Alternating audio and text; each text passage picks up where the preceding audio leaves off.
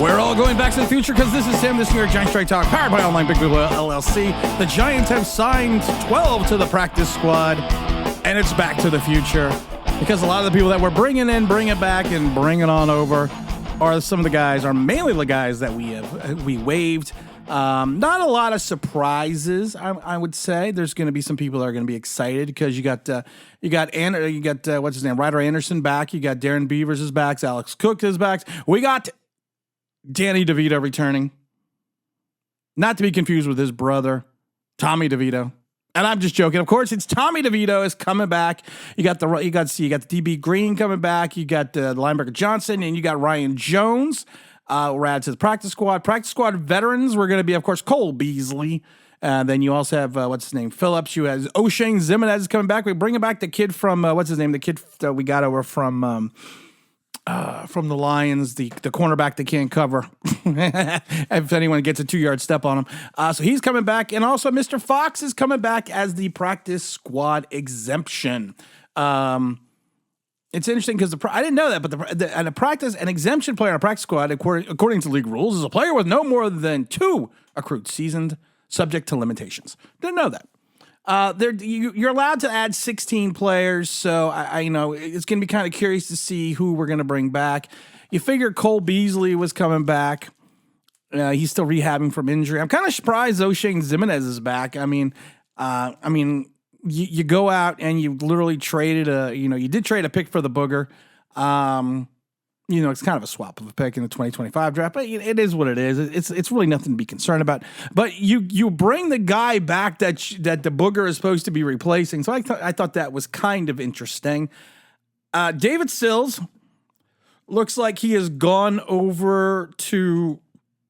Let's see here. Some people are saying that he has gone over to the Denver Broncos, and I find it really, really interesting. I find it really funny because a lot of people are saying, the dangerous David Sills is going to be Ed McCaffrey now, since he's going to Denver. Ed McCaffrey, of course, played for the Giants from 91 to 93. Only difference is McCaffrey had over 1,000 yards receiving and 7 touchdowns in those 3 seasons with the Giants. He also then ran over to San Francisco. People forget, played 14 games. I think, how many? No, he played in 16 games that year and only caught 11 passes. He didn't become Ed McCaffrey till like year 4 in Denver, where he had 3 consecutive 1,000-yard seasons. So I'm not too concerned about the dangerous David Sills becoming Ed McCaffrey. I'm not overly concerned about that.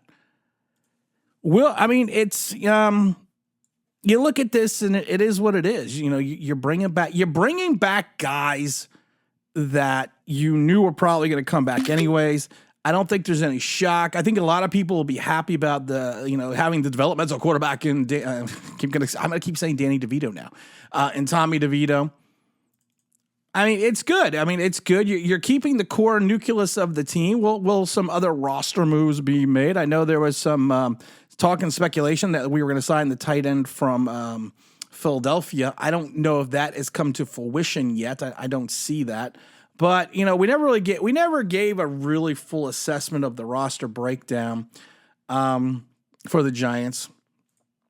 You look at it and it's like I said, I think these are the guys the Giants want to go to battle with. And that's all you can ask. These are the Shane guys, these are the Dable guys, and at the end of the day, that's it. And that's the way we got to look at it.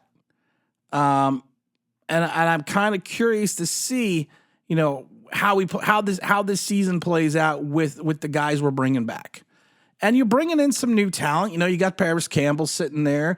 You're basically going to run it back with the same offensive line, except for John Michael Schmitz, with Neil Glowinski, Bredesen, and Andrew Thomas. And and you have the Walla Walla Waller sitting there. Like I said, I loved Lawrence Cager staying on the team. I thought that was a great move.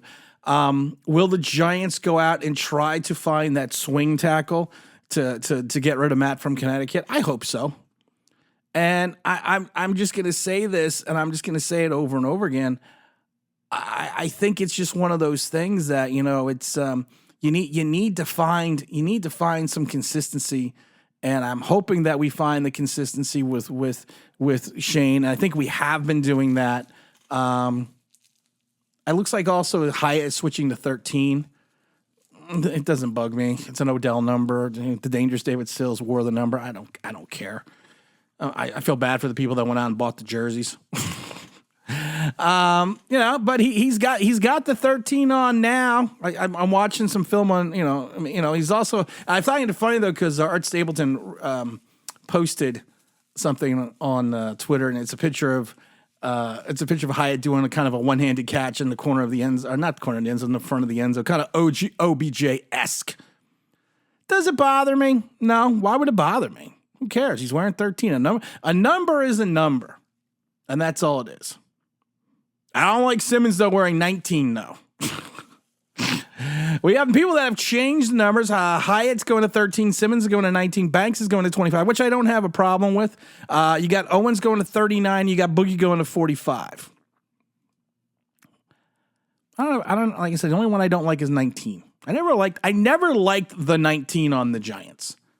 I can never think of a player that has stood out wearing the number 19. I'm trying to think back in the annals of Giants history, who were the players on the Giants roster that wore 19?